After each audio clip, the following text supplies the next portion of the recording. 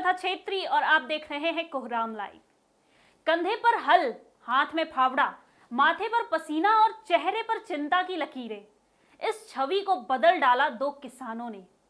जरा सी मेहनत कर दोनों ने अपनी तकदीर ही बदल डाली। अब उनके चेहरे पर छलकी है सिर्फ खुशी। वही 60 परिवारों का पेट भी पल रहा है। किसान बैजनाथ महतो और बहाली महतो ने कैसे बदली अपनी तकदीर, देखिए एक रिपोर्ट। ये है बंजर धरती पर उन्नति के बीज बोने वाले मेहनतकश किसान बैजनाथ महतो। कभी 2 वक्त की रोटी जुटाना भी मुश्किल था। गुजरे 1 दशक की मेहनत का नतीजा आज बैजनाथ की 35 एकड़ जमीन पर गोभी, खीरा, मिर्च, नेनुआ, मटर, टमाटर, करेला, लौकी, तरबूज और खरबूज की फसलें लहलहा रही है। ऐसे तो खेती एक बचपन से ही जो है सो कर रहे थे और ड्रिप इरिगेशन अपनाने के बाद में और किसानों को इसके लिए प्रेरित किया है उसको अपनाने के लिए। आज जो है सो सभी लोग जानते हैं और सलाह भी लेते हैं। खेती करने के लिए बैजनाथ ने कई सरकारी दफ्तरों में चक्कर लगाया, मदद नहीं मिली। तब उन्होंने कर्ज लेकर सब्जी की खेती शुरू की, ड्रिप सिंचाई तकनीक का उपयोग किया, फसलों पर रिस्क लेकर कई एक्सपेरिमेंट भी किए। प्रयोग सफल रहा और सफलता मिलती गई। उन्नत खेती के लिए राष्ट्रीय स्तर पर कई बार सम्मानित भी किए गए।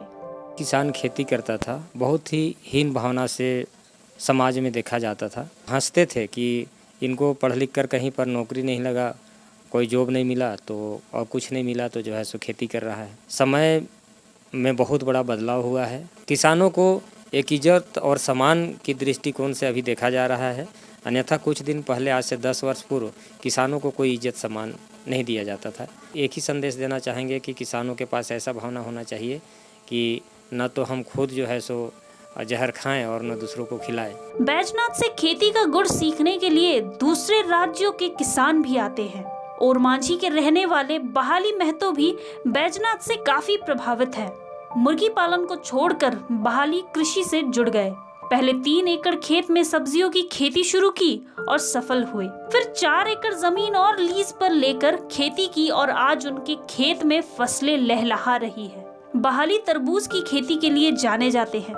कोलकाता तक उनके तरबूज की सप्लाई होती है। कोरोना काल में तो अभी यहीं पर जो रहना पड़ गया, तो पहले तो कलकत्ता का मार्केट था सभी चीज़ का, तो संक्रमण के कारण बाहर का व्यापारी इस बार नहीं आने सके, जो कि हम लोग को भारी नुकसान सहना पड़ा। मुख्यमंत्री आशीर्वाद योजना, प्रधानमंत्री कृषि योजना, निधि योजना, लंगड़ी दीदी योजना, ये सब कोई कुछ नहीं मिल रहा है। इन दोनों किसानों ने अपनी मेहनत और लगन से बंजर जमीन को उपजाऊ बनाया, खुद को इस काबिल बनाया कि अब इन्हें बाजार जाने की जरूरत नहीं, बाजार खुद इनके पास आया। इन मेहनतकश किसानों से उन युवाओं को सीख जरूर लेनी चाहिए जिन्हें बेरोजगार रहना मंजूर है लेकिन खेती करना मंजूर नहीं। सत्यशन मिश्रा के साथ राजेश सिंह, कोहराम लाइव।